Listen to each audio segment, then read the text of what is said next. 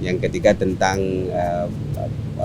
pembangunan IKN ya, bahwa kami menyampaikan dan terus mendorong dan mendukung pembangunan ini dan upayanya adalah terus berkelanjutan, dan Pak Presiden menyampaikan bahwa pembangunan ini tidak hanya cita-cita Pak Presiden tapi memang cita-cita anak bangsa yang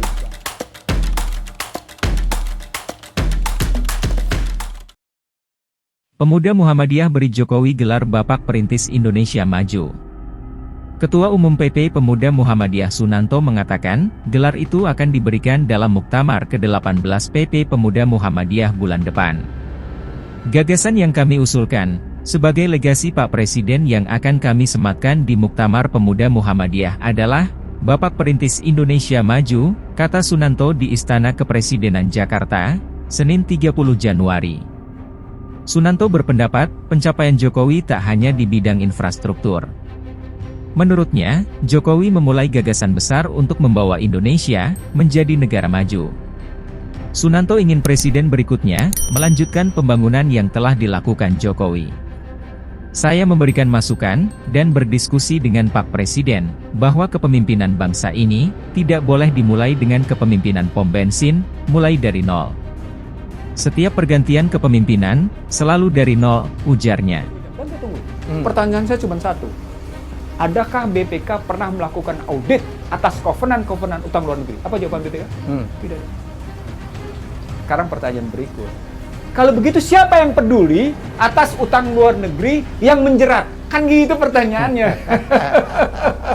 Siapa yang... Sementara saya ngumpulin. Saya bilang, saya ngumpulin perjanjian-perjanjian utang luar negeri yang menjerat. Disitulah saya mendapatkan bahwa yang namanya investasi asing itu pada hakikatnya adalah invasi, intervensi. Bukan sekedar investasi ya?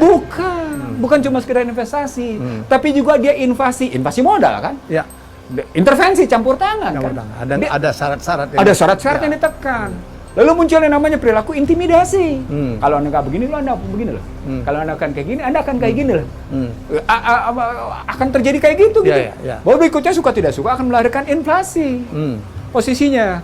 Baru kemudian, ya udah kalau mau kayak gitu, semuanya 1, 2, 3, 4, saya kasih Anda investasi. Dengan dampaknya macam-macam kayak gitu. Gitu ya. Jadi artinya gini, Helmi. Saya sangat risau dengan para pejabat negara yang bekerjanya hanya melakukan pendekatan berbasis fungsi dan instrumentasi. Tapi tidak pernah bicara dalam perspektif misalnya bagaimana amanat konstitusi. Tidak pernah berpikir tentang hak-hak dasar yang diatur dalam hukum dasar. Tidak pernah bicara dalam rangka strategi mencapai amanat konstitusi. Mereka cuma dengan pendekatan fungsi, pendekatan instrumentasi. Kalau Anda cuma sekedar fungsi instrumentasi, itu bahasa lain adalah Anda tukang. Keberpihakan. Anda punya keberpihakan pada siapa? Kalaupun Anda punya keberpihakan ke dalam, maka keberpihakan ke dalam itu bukan bersifat kelompok atau kalangan sendiri. Itulah amanah konstitusi. Itu yang tidak dimiliki. Dalam bahasa yang sederhana, kita defisit negarawan. Kita yang namanya surplus politisi. Repotnya lagi surplus politisinya politisi yang kalengan. Itu